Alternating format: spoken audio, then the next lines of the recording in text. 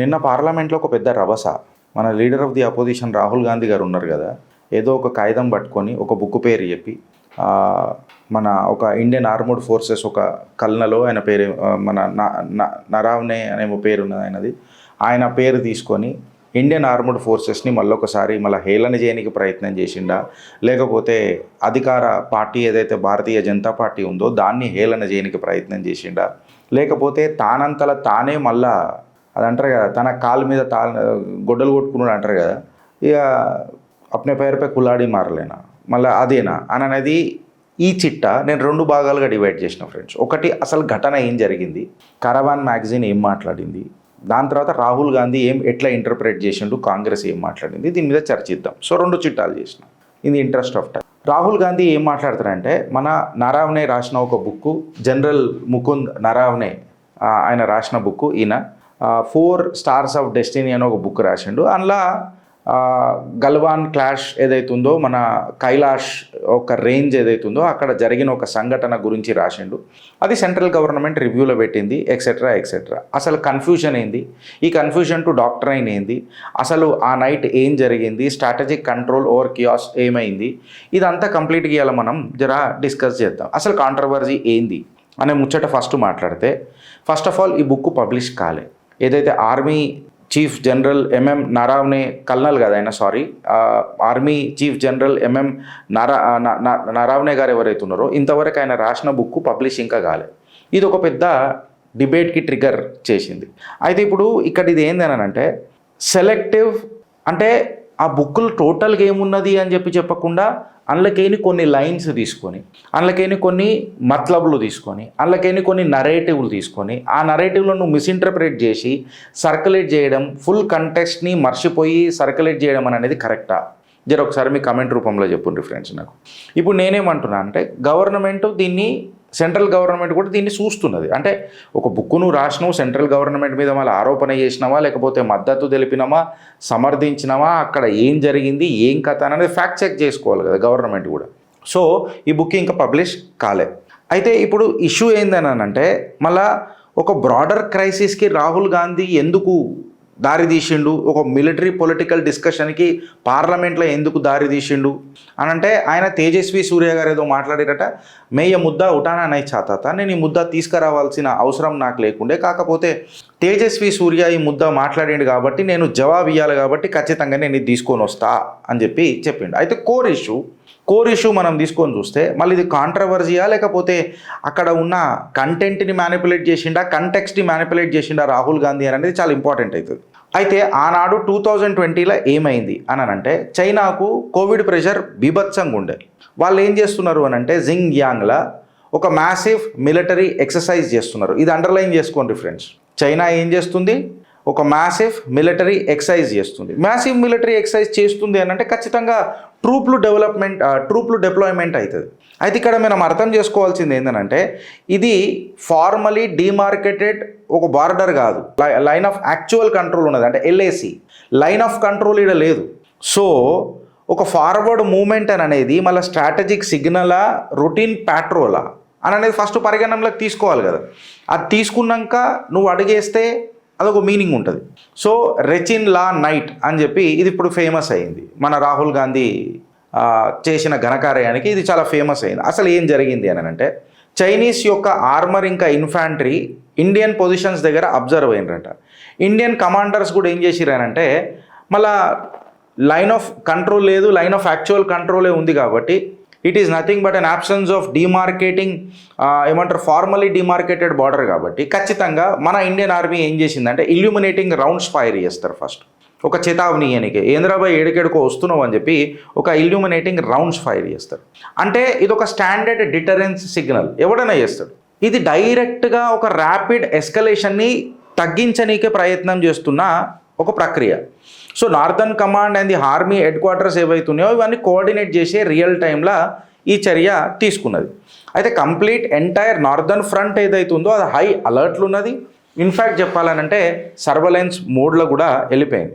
అయితే మళ్ళీ సర్వేలెన్స్ మోడ్లోకి వెళ్ళిపోయి హై అలర్ట్కి వచ్చి ఇల్యూమినేటింగ్ రౌండ్స్ ఫైర్ చేయడం అని అంటే, భారత్ ఆర్మీ ఏమన్నా ప్యానిక్లకు వచ్చిందా, లేకపోతే ఎస్కలేషన్ని స్టెబిలైజ్ చేయాల్సింది అనేది ఒక క్వశ్చన్ మన మనసులో రావాలి కదా.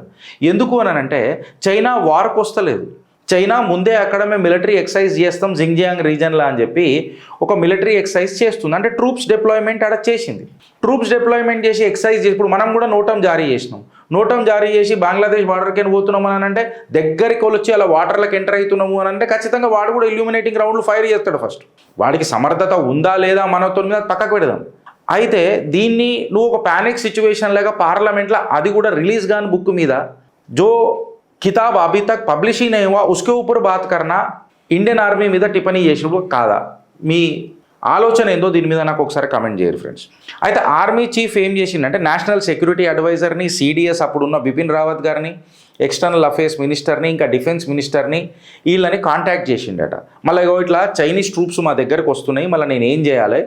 ఎందుకంటే ఈ war related war level authority ఏదైతే ఉంటుందో పొలిటికల్ లీడర్షిప్ రిటైన్ చేస్తుంది. నువ్వు డైరెక్ట్గా నువ్వు ఇండియన్ ఆర్మీ ఉన్న డెసిషన్ తీసుకొని డల్ డల్ డల్ డల్ అని అంటే ఎస్కలేషన్ పెద్దగా అవుతుంది. సో పొలిటికల్ లీడర్షిప్ ఈ స్ట్రాటజిక్ డెసిషన్ని రిటైన్ చేస్తుంది. అయితే ఆపరేషనల్ డిస్క్రిషన్ ఏమైందనంటే అది మిలిటరీ లీడర్షిప్కి ఇచ్చేసారు. అది నేను చూపిస్తా. అంటే రాజ్నాథ్ సింగ్ గారికి ఫోన్ చేయగానే, రాజ్నాథ్ సింగ్ గారికి రెండోసారి కూడా ఫోన్ రాగానే, అదంతా డీటెయిల్గా మనం ఇప్పుడు నెక్స్ట్ టైం పోదాం. ఆయనకు ఫోన్ రాగానే బరాల్ రాజ్నాథ్ సింగ్ గారు మోదీ గారికి ఇన్ఫామ్ చేస్తారు. ఖచ్చితంగా ప్రధానమంత్రికి ఇన్ఫామ్ చేయాలి కదా. మోదీ గారికి ఇన్ఫామ్ చేయగానే మోదీ గారు ఏమని అన్నారంటే జో ఉచిత్ కర్నా హై వో కరియే, అంటే నీకు అక్కడ ఏదైతే చెయ్యాలనిపిస్తుందో సిచ్యువేషన్ మీద చేసేయి అని చెప్పడం అనేది ఆర్మీ యొక్క నమ్మకాన్ని రెట్టింపు చేసుడు అవుతుందా లేకపోతే తగ్గించుడు అవుతుందా? ఇది ప్యానిక్ సిచ్యువేషన్ అవుతుందా? నువ్వు ఏం చేస్తావో చేయి దీని తల్లి నేను తర్వాత చూసుకుంటా అననే ఒక ఎంపవర్మెంట్ కనిపిస్తుందా? ఇది ఆపరేషనల్ డిస్క్రిషన్ అనేది కంప్లీట్గా మిలిటరీ లీడర్షిప్కి ఇచ్చేసిండు. నువ్వు ఏం జో ఉచిత్ కర్నా హై వా కరియే అంటే అన్నెసెసరీ ఫైరింగ్ కాకుండా డెటరెన్స్ రెడీనెస్ అనేది మిలిటరీ కూడా చేస్తుంది. జో ఉచిత్ కర్నా హై కరో అని అనగానే డైరెక్ట్గా నువ్వు వార్ చేయడం అనేది కూడా కాదు కదా. మిలిటరీ వాళ్ళకి సిచ్యువేషన్ అనాలిసిస్ చాలా మనకంటే ఎక్కువ ఉంటుంది. వాళ్ళు సెకండ్స్లలో ఆలోచిస్తారు. ఆపరేషన్ కూడా మినిట్స్లలో కంప్లీట్ చేసి వస్తారు. అది నీకు నాకు రోజులైనా కాదు. అంటే డెమోక్రటిక్ ప్రిన్సిపల్ ఎట్లుంటుంది అని అంటే నీ దగ్గర బారూద్ ఉన్నది కదా, నీ దగ్గర ట్యాంకర్లు ఉన్నాయి కదా, నీ దగ్గర మిజైల్ ఉన్నాయి కదా అని అంటే ఇష్టం వచ్చినట్టు రప ఫైల్ చేసుడు కాదు. అక్కడ సివిలియన్ కంట్రోల్, మిలిటరీ ఎక్స్పర్టైజ్ ఇదంతా ఒక బ్యాలెన్స్డ్ రెస్పాన్స్ తీసుకోవాల్సి వస్తుంది. అందుకే వాళ్ళని ఇండియన్ ఆర్మీ అని అన్నారు. రాజకీయ నాయకులు అనలే. They don't care about the diplomacy. In fact చెప్పాలనంటే they hardly care about any democratic or diplomatic process. Armed forces just follow the protocol. అసలు ఏం జరిగింది? అప్రోప్రియేట్ మూమెంట్ వస్తే వాళ్ళే చేస్తారు. వాళ్ళకి ఏ ఫోర్స్ అవసరం ఉండదు. బికాజ్ జో ఉచిత్ కర్నా హే కరియే అంటే దాని అర్థమైంది ఈడ ఫోర్స్ లేదు, కన్ఫ్యూజన్ లేదు. ఇది క్లియర్ కట్గా చెప్పాలని అంటే ఒక నమ్మకం, ప్రొఫెషనల్ మిలిటరీ అడ్జస్ట్మెంట్ అంటారు దీన్ని. ఇది రాజకీయ పవర్కి అండ్ మిలిటరీ పవర్కి ఉన్న ఒక నిజంగా చెప్పాలనంటే నమ్మకం, మెచ్యూరిటీ. ఇది డెమాన్స్ట్రేట్ అయింది ఈ ఏరియాలో డెమాన్స్ట్రేట్ అయింది క్లియర్ కట్గా చెప్పాలనంటే. అంటే ఇక్కడ పొలిటికల్ పవరు, ఇక్కడ ఆర్మీ యూనిటీ, ఐకమత్యం కూడా చూపించినాయి. డివిజన్ ఎక్కడ కనిపించింది? మా ఇద్దరి మధ్యలో ఎక్కడ కూడా డెసిషన్ జో ఉచిత్ కర్నా హై కరియే. ఎందుకంటే ప్రతిసారి వాడు బుల్లెట్ కొట్టిండు, వాడు బాంబు కొట్టిండు అని చెప్పి మిలిటరీ లీడర్షిప్ ప్రధానమంత్రితోనో లేకపోతే డిఫెన్స్ మినిస్టర్తోనో మాట్లాడారు. What should I do? Take charge, take appropriate action, you are on the ground, ఖతం. That is the empowerment that has been given by the prime minister of this nation. ఇప్పుడు China intent తీసుకుందాం. ఇక్కడ China ఏందని అంటే grey zone వార్ఫేర్లల్లో జర నాటకాలు ఆడుతుంది. అంటే ఓ ఫుల్ స్కేల్ ఇన్వేజన్ దాని వల్ల కాదు. నిజంగా చెప్పాలంటే ఇప్పుడు దాని జిగర్ల దమ్ము కూడా లేదు. అది ఏం చేసింది? ఒక పెట్రోల్ ప్రెషర్ తీసుకొని వచ్చి మ్యాప్ని రీనేమింగ్ చేసుకుంటా ఇన్ఫ్రాస్ట్రక్చర్ని మెల్లగా ముంగడికి తీసుకురానికి ప్రయత్నం చేసింది. ఇది ఎందుకు చేసింది ముంగడికి తీసుకురానికి అని అంటే భారత్ ఆర్మీని ఇరిటేట్ చేయనికే లేదా కన్ఫ్యూజ్ చేయనికే.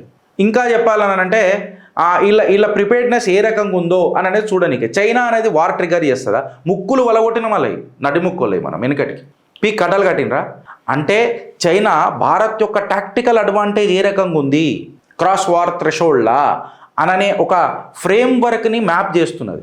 ఈ అనాలజీని మనం ఏమనొచ్చు? ఒక పర్సిస్టెంట్ కన్సిస్టెంట్ పోకింగ్ అని అంటారు. దీన్ని గెలుపుతూనే ఉంటాడు. ఇది పంచింగ్ ఏమవుతుంది? మనని ముట్టుకున్నప్పుడు మనం అలాని ఏం చేసినామని అనేది మనని ముట్టుకున్నప్పుడు మనని తట్టుకోలేం. ఇది భారత్ యొక్క ఆనాటి నిర్ణయం గలవాన్ల. సో వాడు పోక్ చేస్తాడు, మనం పోకింగ్ అని పనే అంతా రెచ్చగొట్టుడు, పంచింగ్ ఇంచింగ్ దగ్గరికి రాడు. అయితే భారత్ యొక్క మీరు లర్నింగ్ కర్వ్ చూడండి ఇక్కడ కంప్లీట్గా. అంటే ఏ రకంగా ఉన్నది అని అనేది, అంటే కరెక్ట్గా చెప్పాలనంటే చైనా స్పెసిఫిక్ క్రైసిస్ డాక్ట్రైన్ కనిపించింది. Thanks to leader of the opposition. ఇది నిజంగానే ఇవాళ తీసుకొచ్చినందుకు. దీని మీద రాత్రంతా కూర్చొని చదివితే అసలు నిజాలు బయటపడ్డాయి. ఆపరేషన్ సింధూర్ ఒక కొత్త డాక్ట్రైన్ ప్రపంచానికి పరిచయం చేసింది భారత్. ఇప్పుడు చైనాని కూడా ఎట్లా కంట్రోల్ చేయొచ్చు, ఆడ పోకింగ్ని మనం ఎట్లా కంట్రోల్ చేయొచ్చు అననే చైనా స్పెసిఫిక్ క్రైసిస్ డాక్ట్రైన్ని కూడా తీసుకొని వచ్చింది. భారత్ ఇమ్మీడియట్గా అబ్జర్వ్ చేసింది, ఒక స్ట్రక్చర్డ్ డెటరెన్స్ ముంగడికి చూపించింది. ఇన్ఫ్యాక్ట్ చెప్పాలనంటే టక్కున డెసిషన్ తీసుకొని పట్టున బుల్లెట్లు కొట్టుడు అనేది కాకుండా ఒక స్ట్రాటజిక్ ఆర్కిటెక్చర్ని డెవలప్ చేసింది. వీక్నెస్ని దూరం పెట్టింది, తన స్ట్రాటజిక్ డెటరెన్స్ని ముంగడికి పెట్టింది. దీన్నే ఇవాళ ఇండియా ఒక కొత్త డాక్ట్రైన్కి జననం ఇచ్చింది మళ్ళా, which is called as grey zone doctrine అని చెప్తారు. ఈ డాక్ట్రైన్ ఫిలాసఫీ ఏందనంటే నువ్వు ఎస్కలేషన్ని కంట్రోల్ చేసుకుంటా శత్రువుని ఆన్ జాగల ఆని ఠికానాల పెట్టుడు అని అంటారు. This is called as grey zone doctrine. ఎప్పుడైతే నువ్వు మాట్లాడుతావు చూడు పార్లమెంట్లో leader of the opposition mister Rahul Gandhi, నువ్వు మాట్లాడుతున్నప్పుడు రాజకీయం నువ్వు ఏమన్నా చేసుకో, నువ్వు బీజేపీని ఏమన్నా తిట్టుకో, నువ్వు ఇండియన్ ఆర్మీ దగ్గరికి ఎందుకు వచ్చినావు, ఒకటే మాట, ఇండియన్ ఆర్మీ దగ్గరికి ఎందుకు వచ్చినావు అంటే జో ఉచిత్ కర్ణ నేను చూపిస్తా, సాక్ష్యాలు పెట్టి మాట్లాడతా. నీలాగా నేను టీషర్ట్ వేసుకొని హ్యాలో మాట్లాడా Rahul Gandhi. 5 steps of escalation ladder అని అంటారు. ఫస్ట్ నువ్వు డిటెక్ట్ చేయాలా, ఎక్స్పోజ్ చేయాలా, ఏదైతే ఇంక్రూజన్స్ అవుతాయో అది ప్రూఫ్తో చేయాలా. నువ్వు చేసినావా? నువ్వు నార్మలైజేషన్ని తీసుకురావాలా, నీకు విజిబిలిటీ అని అనేది కనబడాలా, నీ డాక్ట్రైన్ ఏ రకంగా పోతుంది అని అనేది.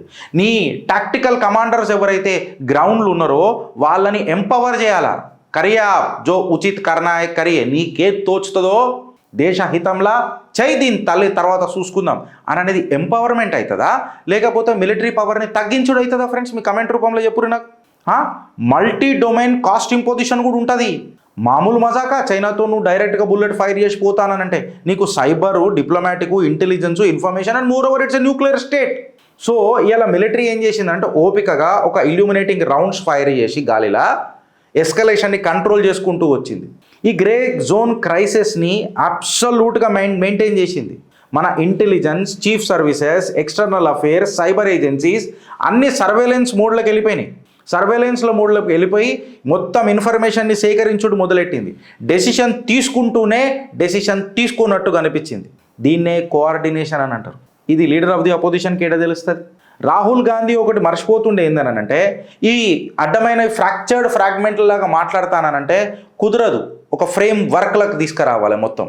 నువ్వు స్ట్రాటజీని మర్చిపోయి సెకండ్లలో ఫోకస్ చేసుడు మొదలెడుతున్నాడు. మన యొక్క డెటరెన్స్, మన యొక్క ఓపికను వీక్నెస్ లాగా ప్రొజెక్ట్ చేస్తున్నాడు. డాక్ట్రైన్ వదిలిపెట్టి, ఇన్స్టిట్యూషనల్ స్ట్రెంథనింగ్ వదిలిపెట్టి ఫేక్ నరేటివ్ని పార్లమెంట్ సాక్షిగా నడపనీకే చూస్తున్నాడు. అంటే ఒక సెలెక్టివ్ నరేటివ్ తీసుకొని చూస్తే అది స్ట్రాటజిక్ ట్రూత్ అవుతుందా రాహుల్ గాంధీ అని చెప్పి నేను అడుగుతున్నప్పుడు నీ దగ్గర ఏమైనా ఆన్సర్ ఉందా? నీ సర్వలెన్స్ పెంచుకున్నప్పుడు సరెండర్ అవుతుందా? ఇది క్యాలిబరేటెడ్ పవర్ కాదా? అంచనా పెడుతున్నావు నువ్వు అని, అంచనా పెట్టి కొడుతున్నావు. రియల్ టైమ్ సర్వేలెన్సు, నీ రెడీనెస్, నీ ర్యాపిడ్ మొబిలైజేషను కంప్లీట్గా చైనాకు కనబడుతూనే ఉన్నది ఆడ. ప్లస్ దాంతోపాటు నీ కమాండ్ కంట్రోల్కి కంప్లీట్గా ఎంపవర్మెంట్ ఉన్నది. ఇది ప్రొఫెషనలిజం అని అంటారు దీన్ని. దేని మీద?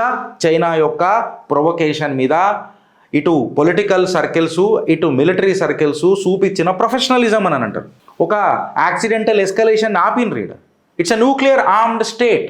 ఇష్టం వచ్చినట్టు నువ్వు బిహేవ్ చేయలేవు. చైనాకు ఒక డాక్ట్రైన్ ఉంటుంది, పాకిస్తాన్కి ఒక డాక్ట్రైన్ ఉంటుంది, అమెరికాకు ఒక డాక్ట్రైన్ ఉంటుంది. మాట్లాడకుండానే ట్రంప్ పంపు వలగొట్టిండి ఏడికాడికి. వస్తా నేను ఆడికాడికి కూడా వస్తా. ఒక రెక్లెస్ ట్రిగర్ మాట్లాడుతున్నాడు. మిలిటరీ ఫ్లెక్సిబిలిటీ కూడా చూపించింది భారత్ ఆడ. క్లియర్ కట్గా చెప్పాలనంటే ఒక శాంతి ఎలా నెలకొల్పాలనో కూడా చూపించింది. రెచిన్ లాల్ లెగసీ ఇలా ఫేమస్ అయింది. ఇది ఒక రియాక్టివ్ డిఫరెన్స్ అప్రోచ్ కంటే ఒక ప్రొయాక్టివ్ డాక్ట్రైన్ చూపించింది నా భారత్. ఒక క్రైసిస్ మేనేజ్మెంట్ ఆర్కిటెక్చర్ని మళ్ళా ప్రపంచానికి పరిచయం చేసింది. Thanks to Rahul Gandhi for bringing this to the lime light. ఒక గ్రే జోన్ కౌంటర్ మెజర్స్ ఏ రకంగా ఉంటాయో చూపించింది. ఇన్ఫ్యాక్ట్ చెప్పాలనంటే ఒక డెమోక్రటిక్ సివిల్ మిలిటరీ స్ట్రాటజీ, ఒక డెటరెన్స్ స్ట్రెంథనింగ్ ఎట్లా చేయాలా, వార్ బుల్లెట్ ఫైర్ చేయకుండా అనేది ఇలా భారత్ చూపించిందా లేదా ఫ్రెండ్స్? ఇన్ఫ్యాక్ట్ చెప్పాలనంటే లీడర్షిప్ అని అనేది నువ్వు ఎన్ని బుల్లెట్లు ఫైర్ చేసినావు అని అన్నది కాదాడా. అర్థం చేసుకోవాలి. శత్రువుని ఎంత వెనకడుగున పంపించినావు, ఎంత బ్యాక్ ఫుట్లో పెట్టినావు అని అనేది ఇంపార్టెంట్. దానికి ఓపిక ఉండాలా. రాహుల్ గాంధీకి అర్థం కాదు కదా, ఎందుకంటే నువ్వు ఇటలీ ఇడ్లీలు నీకు బాగా ఫేమస్ అయ్యాయి. మాకు మా పురాతన సనాతన ధర్మం నేర్పింది ఏంది తెలుసా, మా పరంధాముడు చెప్పిండు, యుద్ధాన్ని ఆపడమే పెద్ద యుద్ధం, బట్ అగర్ యుద్ధం కావాలి అని అంటే మే తుజే దూంగా, మహాభారత్ దూంగా ఆర్ నయా భారత్ తుజే దికావుంగా. ఇది మా డాక్టరైన్, ఇది మాకు అర్థమైంది. నువ్వు పార్లమెంట్లో కూర్చొని నీకు ఏమర్థమైందో పీకుడు మాటలు నాకేమో అర్థమవుతలేదు ఆడ. ఇలా ఇండియన్ ఆర్మీ గట్టిగా నిలబడ్డది, ఎస్కలేషన్ కంట్రోల్ని మొత్తం తన వైపు దిప్పుకున్నది, తను ఒక డామినెంట్ పొజిషన్లోకి పోయింది. ఇది స్ట్రాటజిక్ ఫ్రేమ్వర్క్ అవుతుంది. ఈ కంటెక్స్ట్ మా కాన్ఫిడెన్స్ని బిల్డప్ చేస్తుంది. నీ సెలెక్టివ్ అవుట్రేజ్ ఏదైతే ఉంది చూడు, అది కేవలం ఒక శబ్దాన్నే క్రియేట్ చేస్తుంది. క్లియర్ కట్గా చెప్పాలనంటే ఒక స్ట్రాటజీ, ఒక స్పెక్టాకిల్ కంటే మాకు స్ట్రాటజీ కనబడుతున్నది ఆడ. ఇది భారత్ చేసిన ఆట. నీకేం అర్థమవుతుంది, నీకేం అర్థమవుతుంది? ఫస్ట్ ఆఫ్ ఆల్ నీకు రాసిస్తేనే చక్కగా అర్థం కాదు రాహుల్ గాంధీ. ఇంకా నువ్వు పెద్ద పెద్ద డాక్టరైన్లు మాట్లాడాలనంటే, నేను ఆ కాంగ్రెస్ వాళ్ళు ఉన్నారు చూడు, వాళ్లకు పాదాభివందనం చేస్తున్నా. ఇంకా ఈ మనిషిని జైలు మనం ఇక అంటారు కదా, యాక్సెప్ట్ చేసి నడుపుతున్నాం మనం. భారత్ మాతాకి జై.